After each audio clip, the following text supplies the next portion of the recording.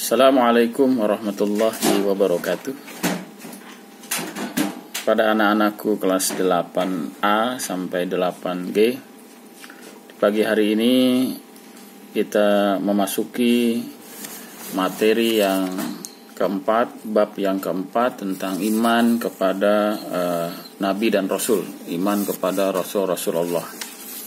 Namun sebelum kita mulai, Bapak ingin menyampaikan tentang apa tujuan dari pembelajaran materi bab 4 ini, yaitu kalian bisa memahami makna beriman kepada Rasul-Rasul Allah, dan kamu bisa berperilaku yang mencerminkan keimanan kepada Rasul-Rasul Allah. Baik anak-anakku sekalian, sebelum kita mulai, kita berdoa sesuai yang pernah kita ajarkan, yang pernah kalian hafalkan di kelas. Bismillahirrahmanirrahim. Allahumma zidna ilman nafian wa rizqan thayyiban wa amalan mutaqabbalan. Allahumma dzakirna minhuma nasina wa 'allimna minhuma jahilna ya dzal jalali wal ikram. Allahumma rzuqna fahman nabiyyina wa hifzal mursalina wa sur'ata ilhami malaikatil muqarrabin walhamdulillahi rabbil alamin. Baik anak-anakku sekalian, sebelum kita berbicara tentang iman kepada Rasul-Rasulullah, sebelumnya kita sudah mengetahui arti daripada iman. Iman kemarin sudah kita bahas adalah artinya percaya dan yakin dengan sepenuh hati.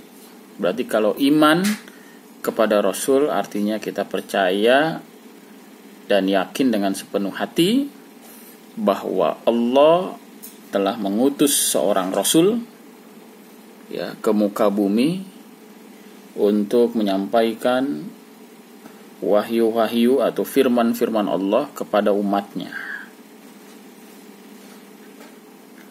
Sedangkan Rasul menurut bahasa artinya utusan. Ada pertanyaan, apa perbedaan Nabi dan Rasul? Nabi secara bahasa artinya pembawa berita, sedangkan Rasul adalah utusan. Kalau Nabi, dia mendapatkan firman Allah, mendapatkan wahyu-wahyu Allah untuk dirinya dan tidak wajib disampaikan kepada umatnya. Sedangkan Rasul, dia mendapatkan wahyu dari Allah, firman dari Allah, maka untuk dirinya dan wajib disampaikan kepada umatnya. Di dalam sebuah hadis disebutkan bahwa Allah mengutus nabi itu jumlahnya 124.000 nabi, 313 rasul, dan yang Allah abadikan di dalam Al-Quran hanya 25 rasul, dan 25 rasul ini yang wajib diketahui dari Nabi Adam, dari Rasul Adam sampai kepada Rasulullah Muhammad SAW. Jadi yang wajib diketahui, yang Allah abadikan, yang Allah ceritakan di dalam Al-Quran 25 Rasul. Walaupun ada beberapa Nabi yang Allah ceritakan di dalam Al-Quran. Nah, itu makna beriman kepada Rasul-Rasul Allah. Dan wajib kita beriman kepada Rasul-Rasul Allah. Beriman kepada Rasul-Rasul Allah merupakan rukun iman yang keempat. Yang pertama iman kepada Allah, iman kepada malaikat, iman kepada kitab-kitab, dan iman kepada Rasul-Rasul Allah.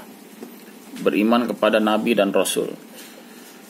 Maka kalau kita tidak beriman, tidak mengakui, tidak mempercayai Rasul-Rasul itu, maka kita tergolong orang-orang yang keluar dari Islam, yaitu kafir. Karena rukun iman itu 6, rukun Islam itu 5, dan itu tidak bisa dikurang dan tidak bisa ditambah.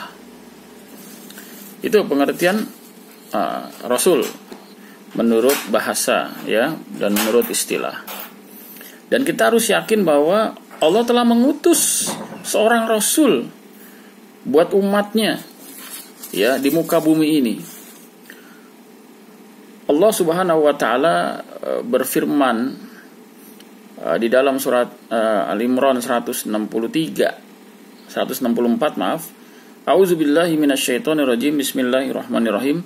Laqad manallahu 'alal mu'minina idza ba'atsa fihim rasulan min anfusihim yatslu 'alaihim ayatihi wa yuzakkihim wa yu'allimuhumul kitaba wal hikmah wa in kanu min qablu lafi dhalalim mubin.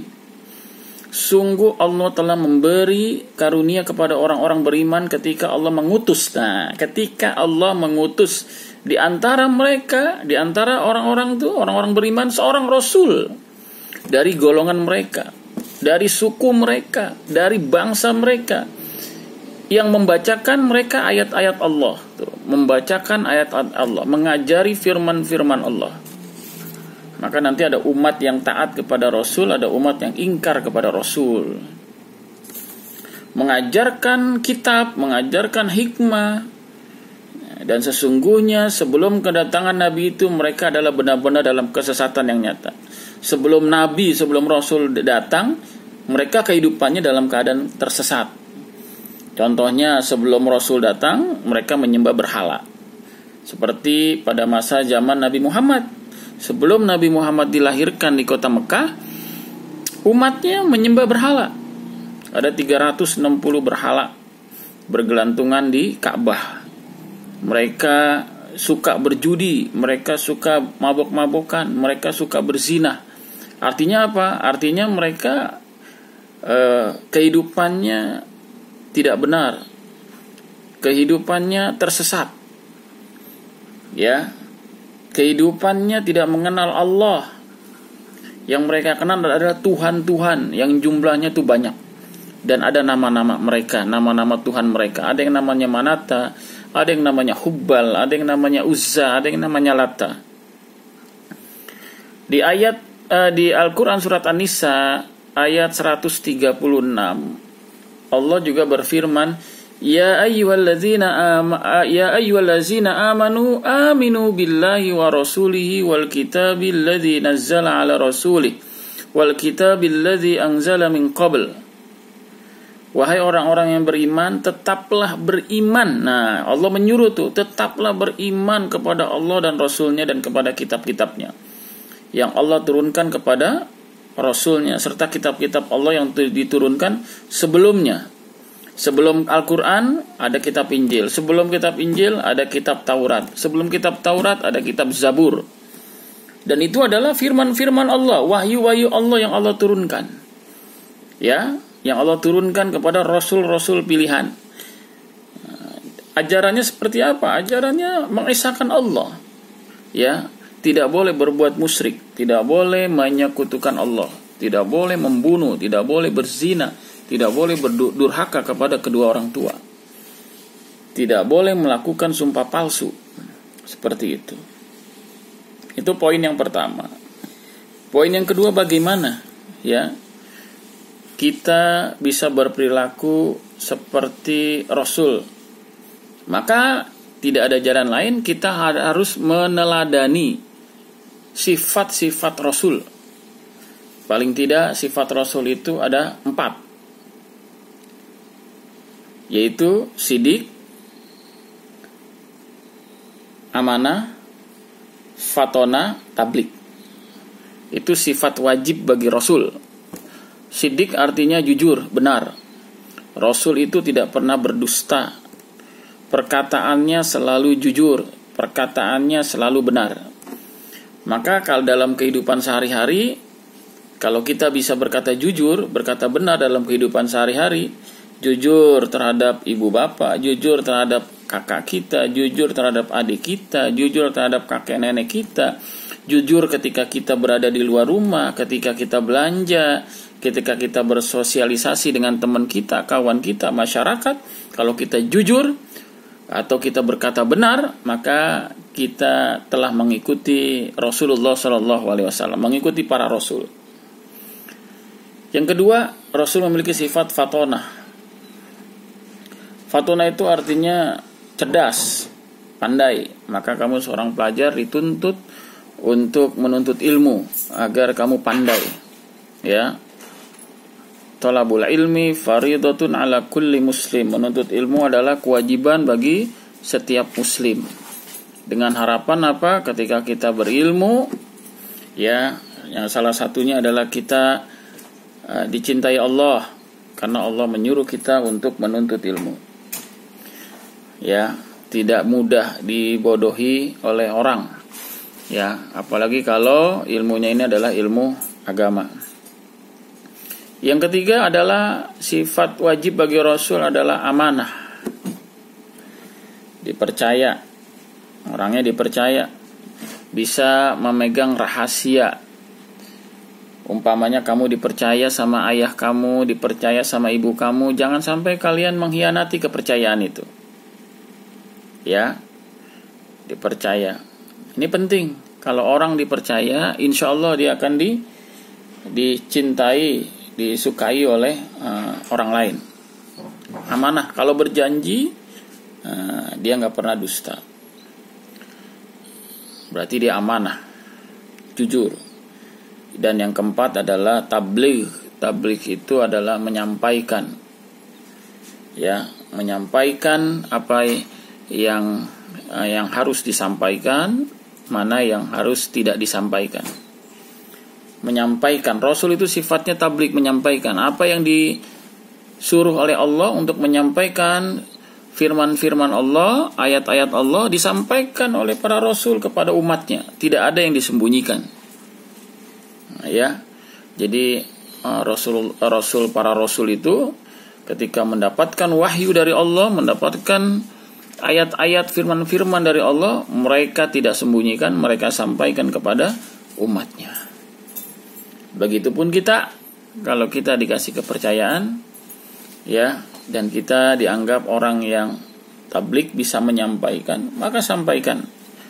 Ya, sampaikan, tidak boleh dikurangi dan tidak boleh ditambahi. Sampaikan apa adanya. Itu sifat wajib bagi Rasul. Saya ulangi, jujur, siddiq, ya, siddiq, fatona, amanah, dan tabligh. Nanti ada sifat mustahil bagi Rasul. Sifat mustahil yang ada pada diri Rasul. Yang pertama siddiq, jujur, benar. Mustahil Rasul itu memiliki sifat kazib atau kazab, dusta. Nggak mungkin Rasul memiliki sifat dusta, pembohong. Ya, Rasul memiliki sifat fatonah, cerdas. Nggak mungkin Rasul memiliki sifat balada, bodoh. Rasul memiliki sifat apa tuh? Amanah. Mustahil Rasul memiliki sifat kitman. Berkhianat, khianat. Ya, berkhianat. Rasul memiliki sifat tabligh, menyampaikan. Mustahil Rasul memiliki sifat kitman, menyembunyikan. Baik, Bapak rasa itu yang perlu Bapak sampaikan terkait dengan iman kepada Rasul-Rasul Allah. Ya, mudah-mudahan kalian bisa memahami, bisa mengerti, dan bisa mengamalkan. Berperilaku terpuji, apa yang ada pada diri Rasul dijalankan. Rasul disiplin, Rasul bertanggung jawab, Rasul itu pemaaf, Rasul itu jujur, Rasul itu amanah. Ya, Rasul itu apalagi? Menepati janji. Nah, kamu tepati itu. Kalau kamu sudah berjanji sama orang, tepati. Ya, Bapak rasa cukup sekian. Mudah-mudahan kamu bisa paham dan mengerti. Kita akhiri dengan hamdalah. Alhamdulillahirabbil alamin.